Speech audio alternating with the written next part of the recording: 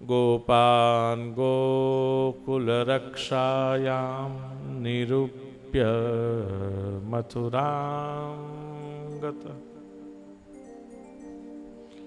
नन्दः कंसस्य वार्षिक्यं करं दातुं कुरुद्वः। 5 દિવસ આનંદમાં ક્યાં વીતી ગયા ખબર ન રહી.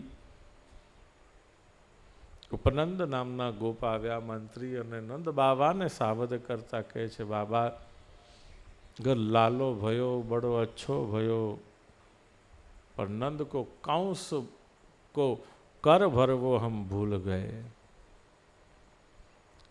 कंसनो कर भरवानुं भूली गया.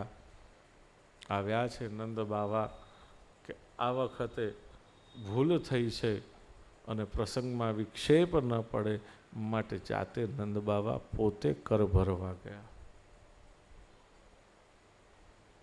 આવ્યા છે પણ મોટા માણસો જે કંઈ પણ કરે ને એક કામ કરે ને એની પાછળ અનેક કારણો છુપાયા હોય, કેવલ એક કામ ન હોય.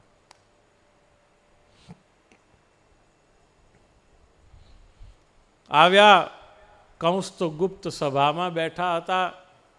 કર ભરી નંદ બાબા વિદાય થયા.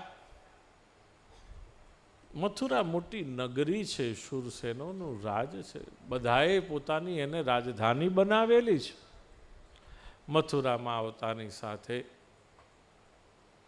મોટી મોટી જેટલી રમકડાની ને મીઠાઈની દુકાનો દેખાઈ, એમાંથી ટોકરી ભરી ભરી અને નંદ બાબાએ લઈ લીધી છે.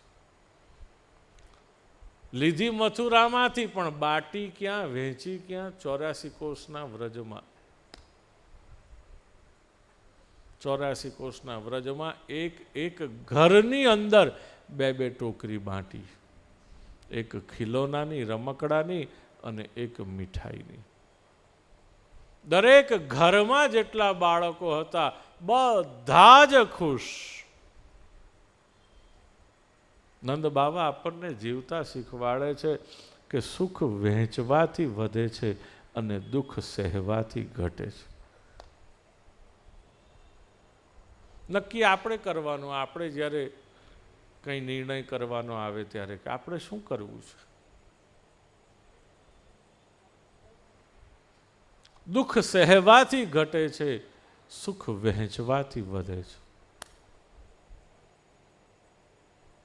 ભગવાને જ્યારે શક્તિ આપી છે તો એ શક્તિનો કોઈના ભલા માટે જ્યારે ઉપયોગ કરીને તો એ સાર્થક છે, નહીંતર એ નિરર્થક છે.